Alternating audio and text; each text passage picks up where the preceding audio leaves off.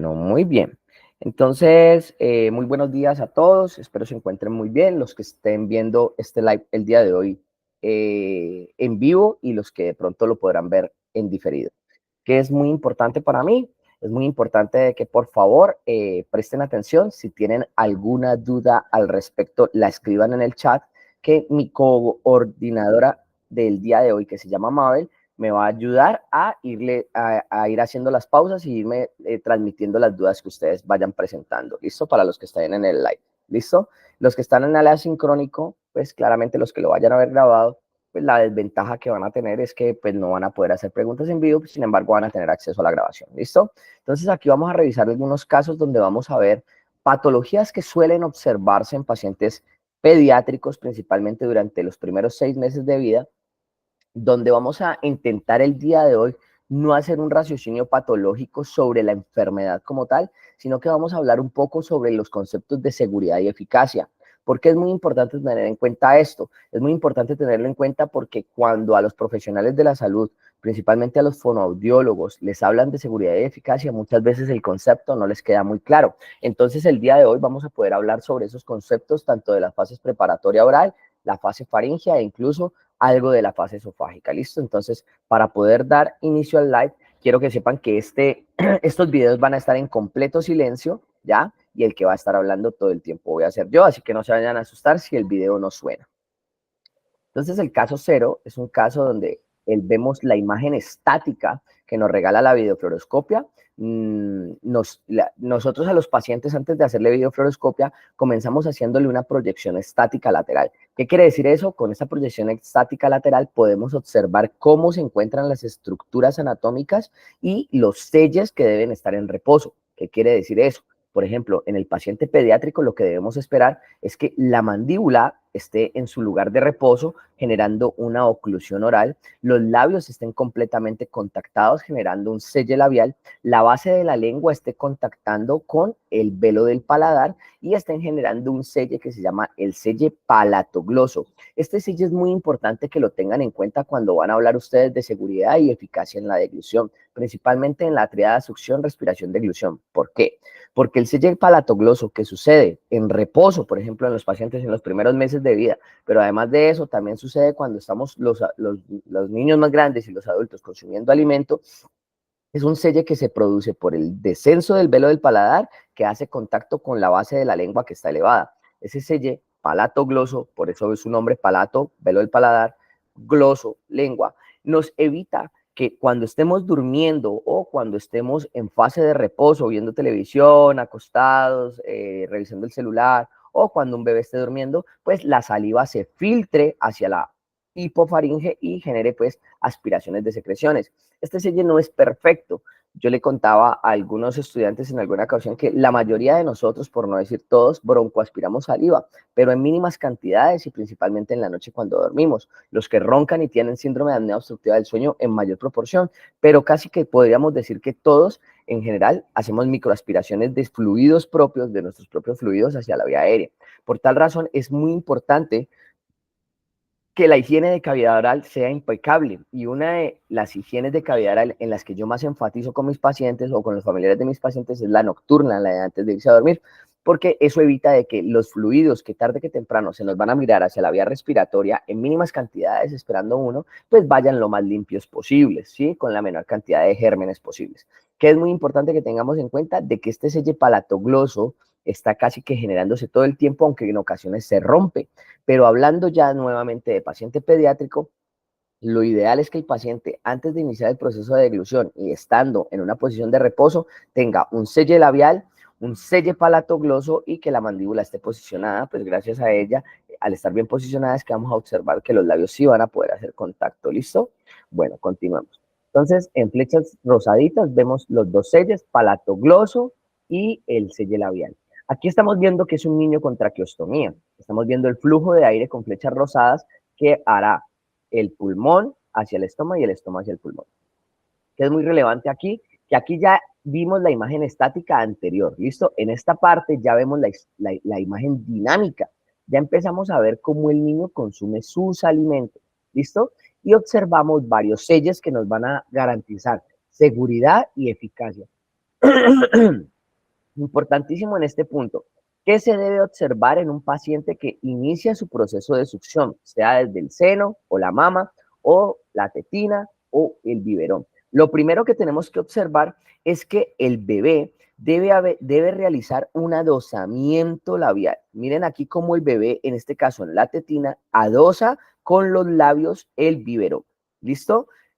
Tanto en la parte superior como inferior. El selle labial es el primer selle que nos garantiza una eficacia de la deglución. Comencemos desde el principio. ¿Qué es el concepto de seguridad y qué es el concepto de eficacia?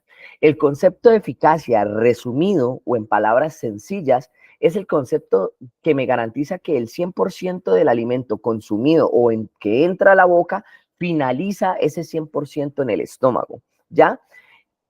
¿Cuándo la eficacia empieza a ser ineficiente? La eficacia de la succión o de la deglución empieza a ser ineficiente cuando suceden pérdidas de alimento o partes de ese alimento se quedan en zonas donde no deberían de quedarse. En este caso, el selle labial nos garantiza que el primer esfínter que tenemos en el proceso de deglución, que es el selle o el esfínter labial, esté generándonos un selle que evita los escapes de alimento por fuera de la cavidad oral. ¿Ya? Entonces, cuando ustedes vayan a evaluar eficacia de la succión del paciente, observen que tenga un buen selle labial para que no presente fugas de alimento por fuera de la boca y nos garantice que tiene por lo menos un inicio de la succión eficiente. ¿Listo? Además de eso, en este punto, aunque no es posible ver acanalada la lengua, porque la proyección lateral no lo permite, sí podemos observar que la lengua ya ha adquirido una forma similar a la de la tetina, donde junto con el paladar van a empezar a succionar el biberón con movimientos peristálticos. Entonces, otra cosa que nos va a garantizar una buena eficacia de la deglución es que la lengua adopte diferentes posiciones, no solo la del selle palatogloso, que en este punto lo podemos ver efectivamente, miren, el velo del paladar está abajo, la base de la lengua está arriba y el alimento está en la zona, casi que en la zona anterior y media de la cavidad oral. ¿Listo? Y solo cuando se activan los movimientos peristálticos es que el bebé de forma coordinada puede mandar este alimento que está aquí hacia acá. Para eso es muy importante que la vía respiratoria esté permeable. En este caso vamos a hablar de una pequeña excepción, pero más adelante. En este punto, uno esperaría que este bebé esté respirando por la nariz si no tuviera la traqueostomía, que el aire estuviera entrando por la nariz, ¿ya? Y que estuviera saliendo por la nariz mientras el niño hace el proceso de succión con su cavidad oral totalmente ocupada en el proceso de succión. ¿Listo? Entonces, en este punto, si el bebé no tuviera una traqueostomía, podríamos asumir que el aire está pasando libremente porque el velo del paladar está abajo y la base de la lengua está arriba y todavía no está sucediendo otro selle que también nos regala eficacia y seguridad, que se llama el selle palatofaringio o velo faringio, que es que este velo del paladar, en vez de estar descendido, sube y hace contacto con un músculo que se llama constrictor faringio acá, para sellar la bóveda nasal y evitar que el alimento se nos regurgite por la nariz. Más adelante vamos a empezar a ver cada uno de estos fenómenos. El selle velofaringio es la elevación del velo del paladar gracias a los peristafilinos internos que lo elevan y a la acción del constrictor faringio. Recordemos que los peristafilinos internos y externos son los que mueven el velo del paladar y en la succión juegan un papel muy importante porque se activan y desactivan de forma asincrónica, ¿ya? ¿Qué quiere decir eso? Que cuando los peristafilinos internos se activan, elevan el velo del paladar y los tensores o los que descienden el velo del paladar, que son los peristafilinos externos, se relajan para permitir que el velo suba. Pero por otra parte, cuando el velo del paladar debe descender, los peristafilinos externos se activan y los peristafilinos internos del velo del paladar deben relajarse para permitir que el velo del paladar descienda. Hagamos un recorderis de los dos cursos que ya hemos hecho. Recordemos que el plexo faringio, ya, que es la fusión del nervio glosofaringio vago y accesorio, ya, son los encargados de activar motoramente los peristafilinos internos para elevar el velo del paladar. ¿Listo? Los que están viendo este video en diferido y ya han visto los cursos me van a poder entender. ¿Listo? Si de pronto hay algún concepto que se les está olvidando y en este concepto no es claro, pueden irlo a repasar en los videos del curso asincrónico que tenemos de raciocinio clínico, parte 1 y parte 2. ¿Listo? Recordando que esa acción motora de elevación del velo del paladar está mediada por el núcleo ambiguo que está en el tallo cerebral, principalmente en el bulbo raquídeo, pues tenemos que recordar y asociar que la función del velo del paladar, por lo menos en ascenso, está regulada por el tallo cerebral a la altura del bulbo raquídeo por el núcleo ambiguo. Cuando tengamos una sospecha de una lesión del núcleo ambiguo, de las cosas clínicas que nos sirven para observar si puede haber una lesión del núcleo ambiguo es ver cómo se eleva el velo del paladar. ¿Listo? Miren la neuroanatomofisiología clínica, cómo nos ayuda a hacer raciocinio clínico sobre una lesión neurológica. ¿Listo? Y ya sabemos que los pacientes neurológicos son son muy abundantes en una unidad pediátrica. ¿Listo? En una UCI pediátrica, en una unidad neonatal pediátrica, valga la redundancia, neonatal pediátrica, y además de eso en una hospitalización pediátrica. ¿Listo? Sin embargo, aquí, ¿qué es relevante para continuar con este caso en particular?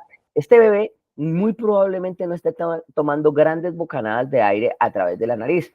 Por el contrario, al tener una traqueostomía, el aire va a estar entrando y saliendo a través del estoma. Ellos van a tener una respiración estoma-pulmón, pulmón-estoma o estoma-estoma. ¿Por qué? Porque el aire va a entrar por la traqueostomía en grandes medidas, va a ir hacia el proceso de oxigenación y va a salir a través de la traqueostomía.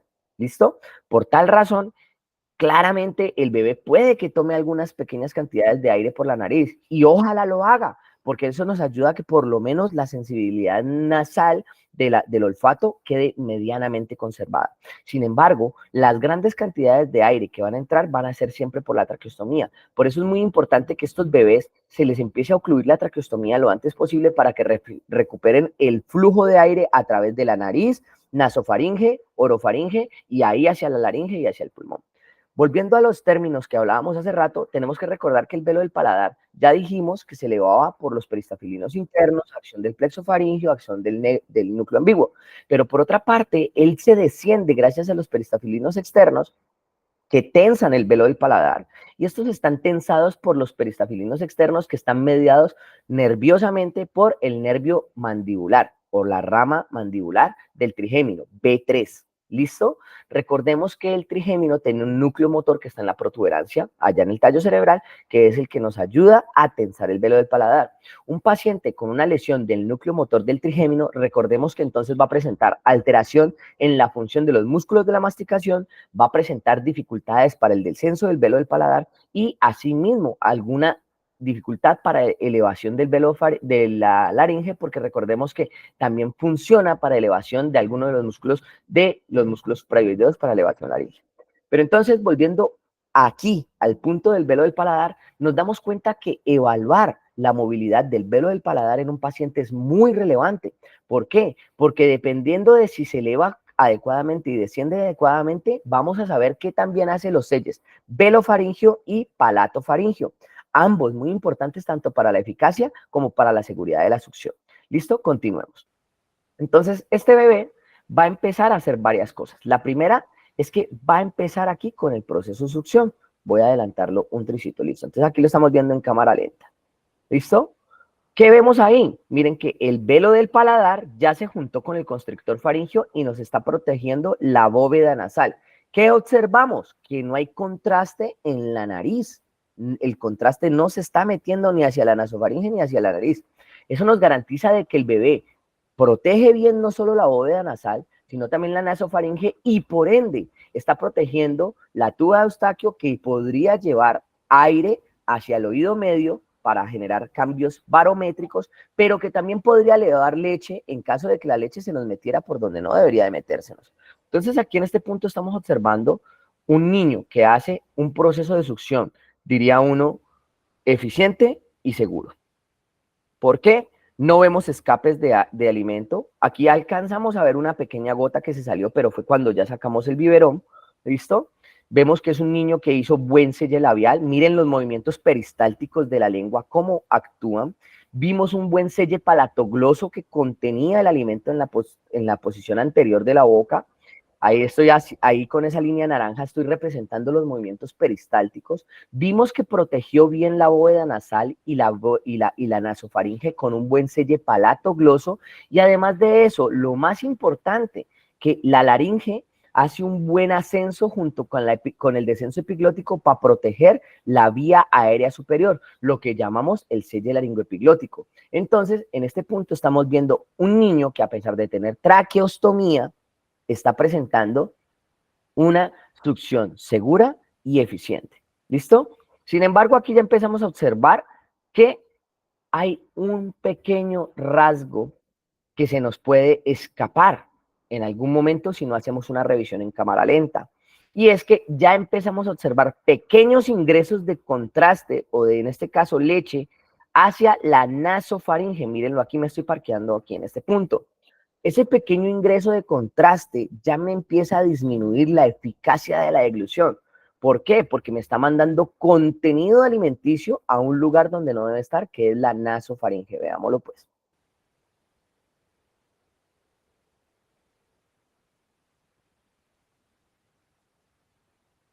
¿Qué es importante tener en cuenta? La ineficacia en la función de la deglución, en la función de la succión, deglución, respiración, nos puede provocar no solo alteraciones en la ganancia de peso, nutrición e hidratación, sino que, por ejemplo, al observar ingreso hacia la nasofaringe de contraste, vamos a tener la posibilidad de que ese bebé mande contenido lácteo hacia el oído medio, que es una estructura que está muy cercana, y es un niño que va a poder sufrir de otitis de oído medio.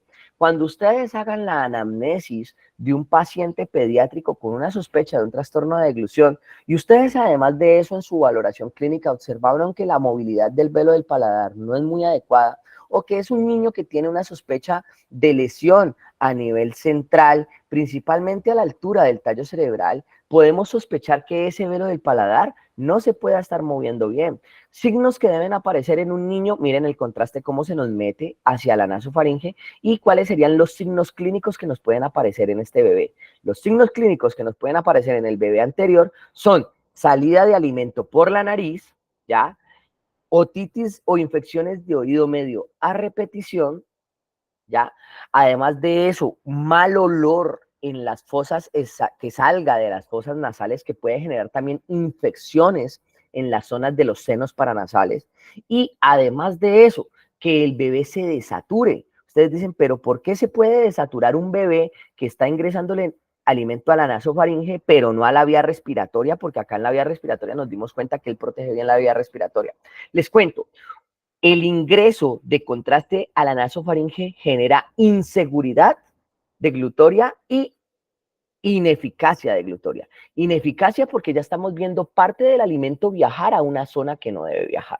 ¿Listo? Está cogiendo por un camino inadecuado. Y si una parte de ese 100% de alimento que entró a la boca no llega al estómago, ese 100%, ya si un porcentaje se nos empieza a desviar por caminos inadecuados, pérdidas anteriores, o empieza a coger por caminos inadecuados o quedarse retenido en algunos lugares, pues eso nos va a generar ineficacia.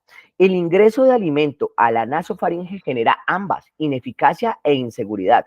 Inseguridad, ¿por qué razón? Porque cuando el niño empieza a llenar de alimento la nasofaringe, empieza a colapsar la única vía respiratoria limpia o libre que él tiene mientras succiona.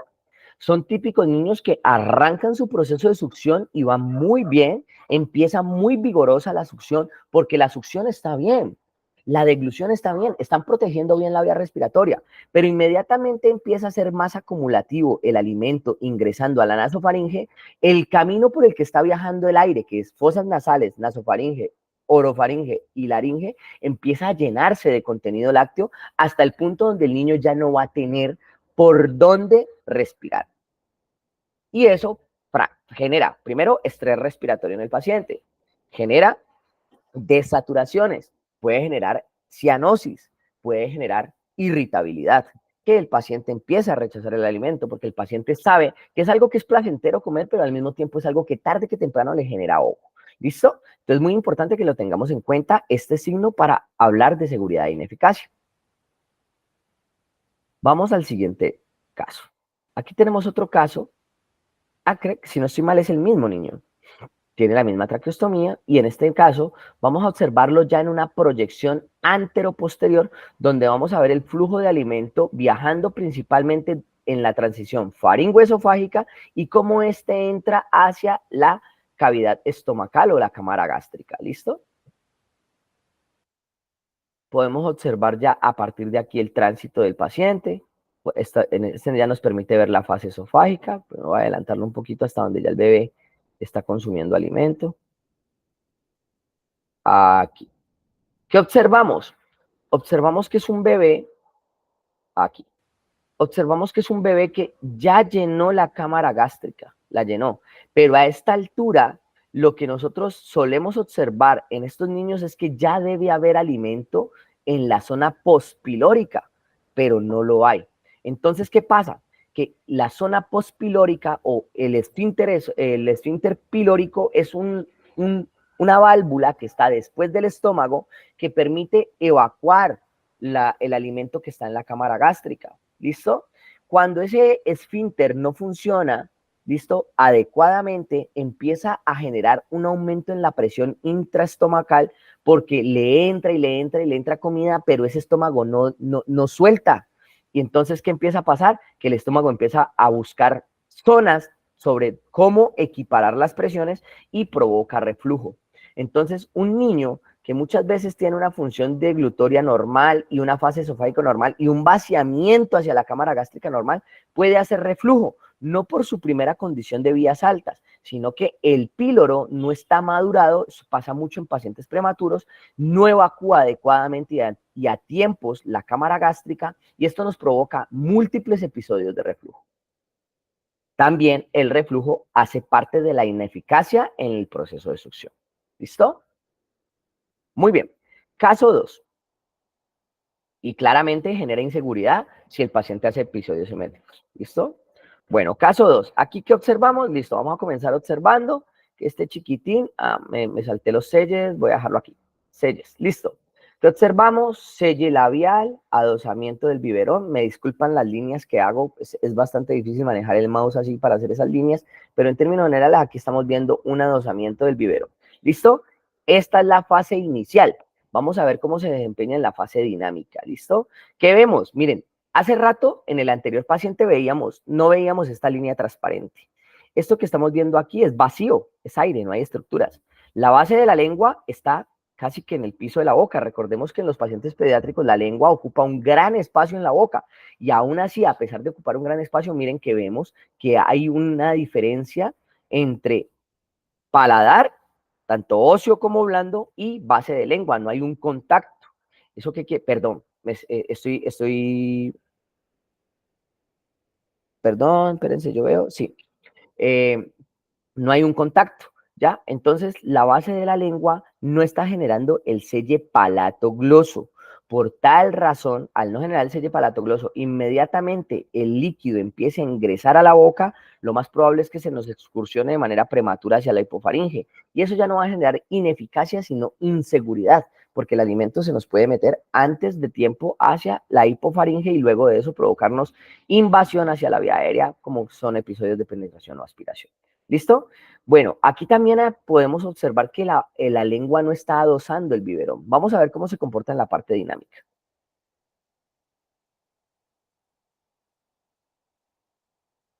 Aquí. Miren, la lengua no ha hecho un acanalamiento, no está abrazando el biberón. Al paciente le costó mucho ingresar contraste hacia la cavidad oral. Vemos que ya hay contraste en la faringe y el niño ni siquiera ha empezado el proceso de propulsión. Miren, acá ya estamos viendo contraste en la vía respiratoria. ¿Qué observamos? Que el paciente no hace un buen control oral del contenido. Observamos abundante cantidad de contraste en la vía aerodigestiva superior. ¿Listo? Y es un niño que no tiene una muy buena succión. Entonces volvemos a hablar de ineficacia e inseguridad en la succión. ¿Por qué? Porque al no hacer un buen adosamiento labial, pierde alimento por fuera de la boca. Las pérdidas anteriores son sinónimo de ineficacia. Pero además de eso, no hay buen acanalamiento lingual y al no haber un buen acanalamiento lingual ni buena dosis labial, las presiones intraorales no van a ser adecuadas. Por tal razón, es muy importante, aquí en amarillo les estoy dibujando la vía nasal, mírenla acá arriba, y la vía por donde debe ingresar el aire, ¿listo? Vía nasal y vía oral, ¿sí? Es importante que tengamos en cuenta de que este es el camino por el que va a coger el aire y es el que debe proteger el bebé. Volviendo al tema, el niño que no hace acanalamiento labial y no hace una buena motricidad lingual, primero que todo va, por no hacer un buen sello labial, va a perder mucha cantidad de alimento por fuera de la boca y eso se llama ineficacia de la deglución o de la succión. Pero además de eso, va al no tener un buen acanalamiento lingual ni una buena motricidad de los cambios anatómicos que debe adoptar la lengua para acanalar, para elevar la base de la lengua o luego hacer peristalsis para propulsar el bolo, pues nos va a generar una ineficacia e inseguridad. Ineficacia porque va a perder la capacidad de propulsar el bolo, el poquito bolo que metió a la boca hacia la faringe de manera homogénea. Pero además de eso, va a generar inseguridad porque al no generar selles palatogloso ni perdón, al no generar un selle palatogloso, el líquido se me va a ir de forma prematura hacia la hipofaringe.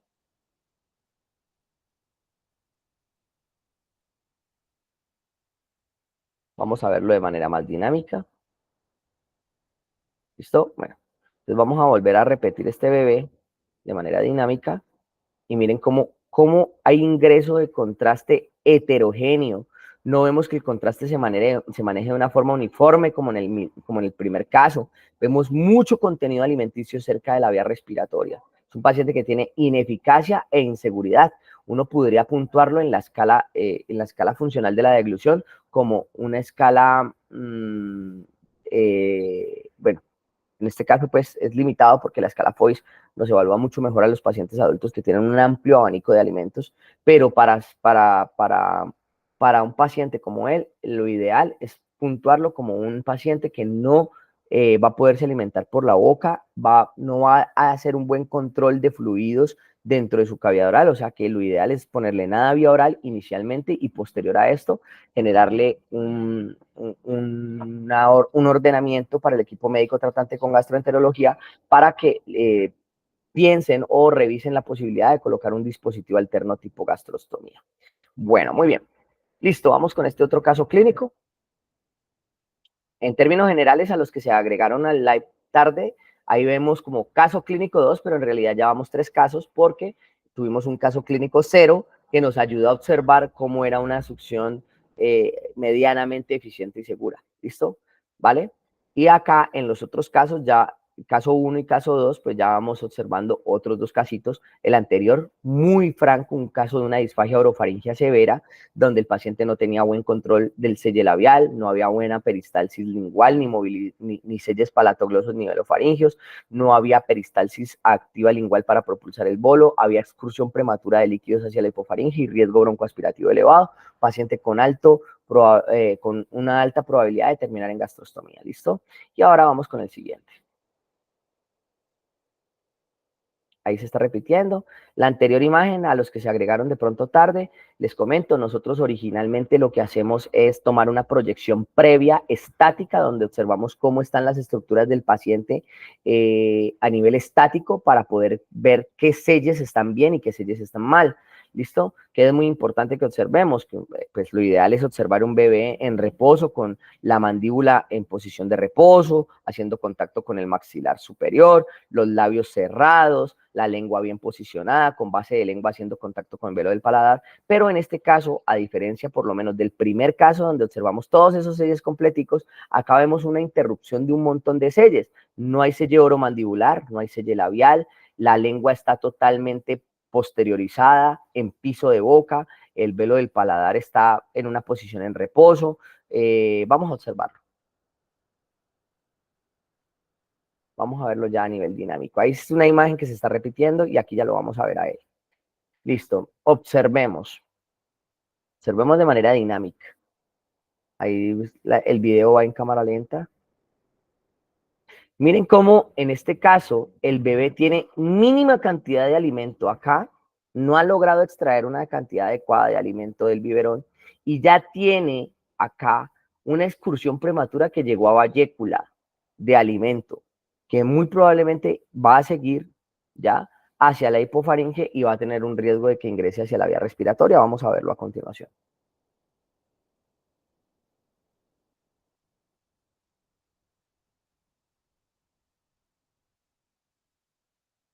mínimas cantidades de alimento en la cavidad oral, ya hay retención vallecular. Entonces ya estamos viendo unos signos de ineficacia e inseguridad.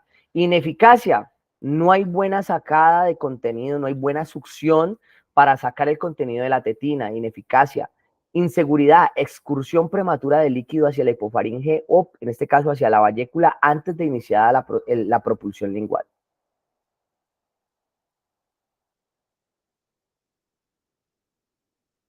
¿Qué vemos además de eso? Voy a empezarles a mostrar poco a poco. Voy a pasarla en un punto clave. Vimos ahí en ese caso, quiero que observen de manera dinámica la succión del bebé. Quiero que observen la incoordinación que tiene de la triada succión, respiración, deglución. Está totalmente incoordinado, totalmente incoordinado. Vamos a verlo cromar, miren, una incoordinación tremenda, ¿ya? La vía respiratoria se abre de una forma abrupta después de cada tragada, ¿listo? Aquí podemos observar residuos, que esto habla de ineficacia e inseguridad. Parte de alimentos se está quedando en un lugar donde no debe quedarse, pero para eso hay una escala que puede medir la cantidad de residuos que se quedan y nos puede decir qué tan peligroso es o qué tan ineficiente es que se nos queden residuos en esta zona. ¿Listo? Pero además de eso nos estamos dando cuenta de que hay regurgitación e ingreso hacia la vía respiratoria. Mírenlo aquí. ¿Ya? Entonces podemos hablar de ineficacia e inseguridad. Podemos observar las regurgitaciones, ¿ya? La musculatura esofágica superior, que es musculoesquelética, está alterada y por tal razón también genera regurgitaciones que terminan ingresando hacia la vía aérea y aspirando al paciente.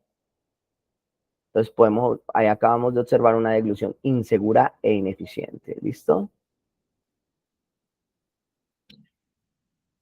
Como entenderán, los bebés se mueven hartísimo, hartísimo, hartísimo. Podemos ver múltiples episodios de reflujo que no solo nos hablan de la ineficacia en el proceso de succión de glución, sino que además de eso también nos habla de que el paciente tiene un riesgo broncoaspirativo. ¿Listo? Caso 3, que en este caso viene siendo nuestro caso número 4. ¿Listo? Vamos a observar varias cositas acá.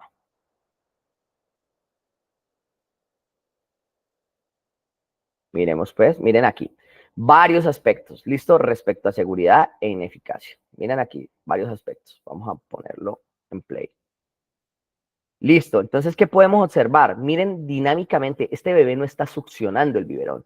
Aparentemente lo está succionando, pero no lo está succionando, lo está mordiendo. ¿Qué quiere decir eso? Que no hay una muy buena coordinación respecto a la oromotricidad para ejecutar el reflejo de succión.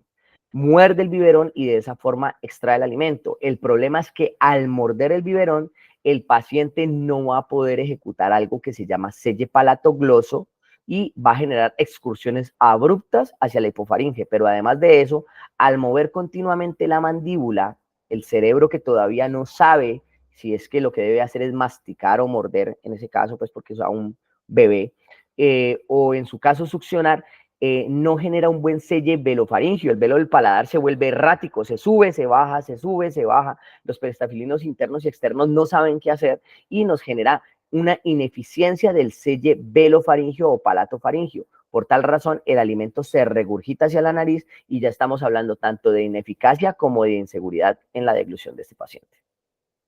Miren el abundante ingreso de contraste hacia la nasofaringe. Es un niño que, pues, tiene un alto riesgo de hacer una otitis de oído medio, ¿ya? Por la cantidad tan brusca de alimento que le entra hacia la nasofaringe. Son el típico niño que se puede desaturar muy fácilmente mientras come. Mírenlo, acá podemos verlo, ¿listo? Acá se observa mucho mejor el ingreso de contraste hacia la nasofaringe. Además de eso, podemos ver el píloro, la zona pospilórica es esta que estoy sombreando aquí, ¿ya? Lo que uno debería de ver en este bebé es que ya por lo menos deberían de haber pequeñas pintas negras por acá, en esta zona del intestino, ¿sí? Pero no se observan. Entonces, eso nos habla de que muy probablemente el paciente, el píloro no se le esté destapando bien, no vemos actividad de contraste en la zona postpilórica y esa puede ser un riesgo. Aunque la videofluoroscopia en este caso no evalúa la zona postpilórica, sí dejamos una nota donde, mírenlo aquí, ahí ese video me va a permitir aquí, voy a pausarlo, donde se observa. En la proyección Lateral, ese mismo niño ya después de que ha comido, lo que hacemos es ponerlo ya de lado y observar si es que realmente no hay actividad postpilórica, porque muchas veces cuando el rayo entra de hacia adelante hacia atrás, o mejor dicho, en antero posterior, como en la anterior proyección, tal vez la misma cámara gástrica esté tapando las pintas de actividad postpilórica de contraste. Entonces luego de eso lo ponemos en lateral y nos damos cuenta si es que de verdad después del estómago no está pasando el contraste hacia abajo, y en este caso nos damos cuenta que sí. ¿Listo? Bueno, muy bien. Quinto y último caso. Este equipo, se dan cuenta que de pronto las imágenes varían, dependiendo de la clínica donde hacemos el procedimiento, pues el equipo nos permite hacer una toma mucho más nítida de imágenes según lo avanzado que sea el equipo. Sin embargo, en estos casos, por ejemplo, esta es una imagen de un equipo muy bueno, es un Siemens de última generación, con el que además de eso se puede reducir altísimamente, se reduce muchísimo la radiación sobre el paciente sin deteriorar demasiado la imagen. Entonces, este es un equipo maravilloso que nos permite hacer unas videofluoroscopias muy bonitas. ¿Listo? Ustedes dirán, ¿por qué hay algunas imágenes que son más bonitas que otras? Precisamente por eso, la capacidad que tiene de adquisición el tubo, y además de eso, que hay algunos pacientes que se mueven menos que otros. Entonces, eso pues también genera mucha diferencia en la toma de imágenes. En este caso, para no irme muy lejos, vamos a hablar casi que netamente de ineficacia en la succión. La pregunta que me deberían de hacer ustedes, y que se las voy a responder de una vez si es que aún no se la han hecho, es: la ineficacia, que un niño no meta una cantidad adecuada de alimento, ¿puede generar una gastrostomía? Claro, porque va a ser un niño que lastimosamente, al no poder meter las cantidades adecuadas de alimento hacia su barriguita, pues va a perder peso, va a perder talla, va a tener retraso psicomotor, y además de eso muchos como otros problemas como inmunosupresión, entre otras cuantas, como la deshidratación, las hipernatremias, una anemia ferropénica por un bajo consumo de leche, etcétera. Entonces, en estos casos, estos pacientes, miren, este paciente en términos generales era un paciente que se desaturaba y hacía taquicardias, se ponía agitado, y ustedes ven, y el paciente no le entra nada de alimento hacia la vía respiratoria, absolutamente nada. Él se desespera porque quiere comer y hace un esfuerzo tremendo. Ahí no estoy acelerando la imagen, no va rápida, esa es la velocidad natural de ese niño desesperado por comer,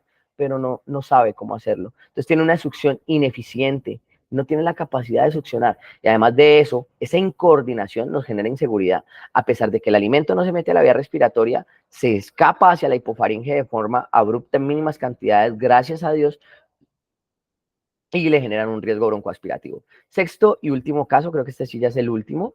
Vamos a observar un nené que hace una succión medianamente eficiente en este punto, ¿ya?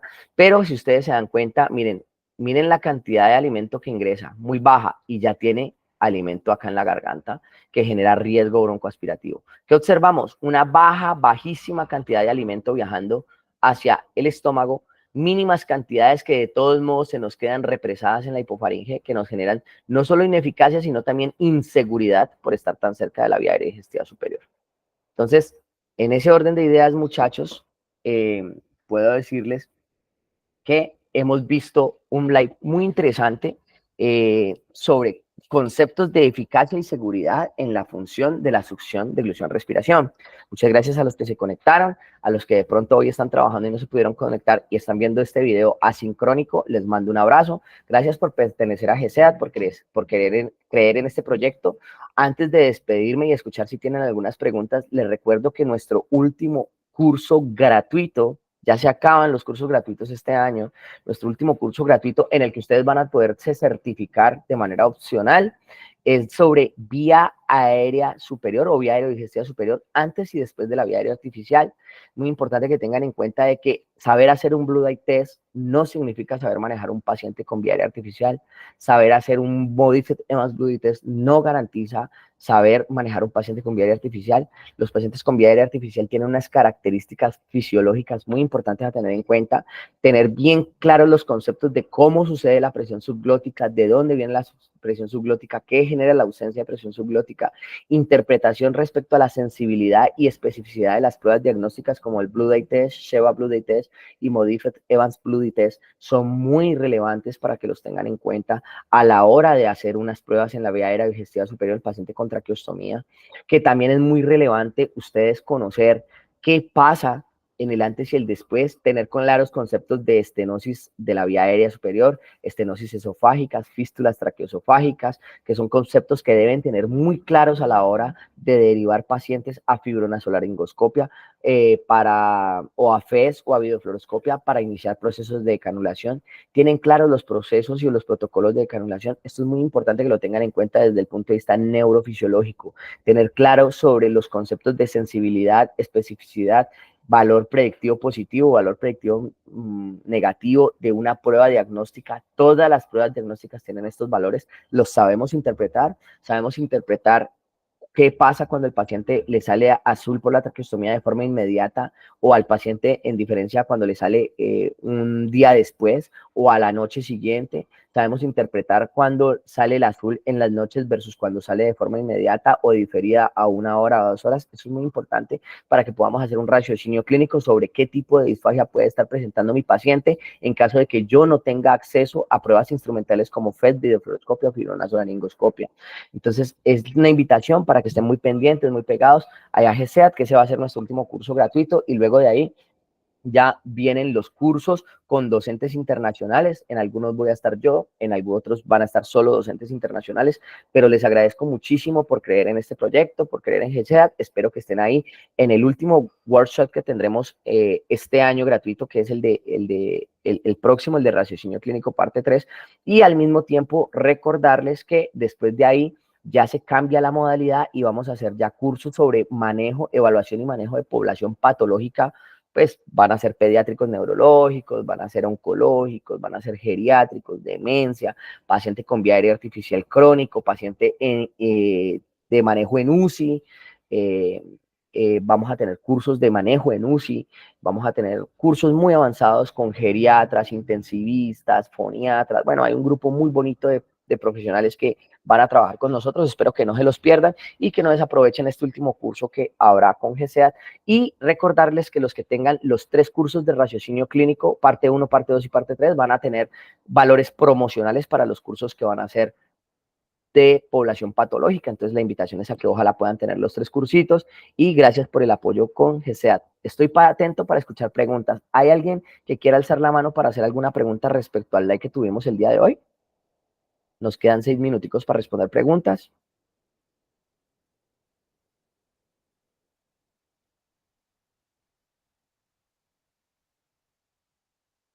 Bueno, espero que les haya gustado el live. De verdad que para mí siempre es un honor tenerlos por aquí. Estos lives son totalmente gratuitos para ustedes. Son un esfuerzo que hago yo y mi equipo para poder motivarlos a que adquieran raciocinio clínico. No todos los cursos tienen la capacidad de ver pacientes en tiempo real o pacientes de la vida real observando todos los fenómenos que suceden desde videofluoroscopia, así que los invito a que aprovechen ojalá los lives que tendremos y que aquí en adelante no se despeguen de GCEAD porque lo que se viene es aprendizaje. Ojalá que podamos mantener costos muy, muy, muy asequibles para ustedes y que mi Dios los bendiga. Muchas gracias a todos. Chao, chao. Bueno, Gracias. con gusto, chao.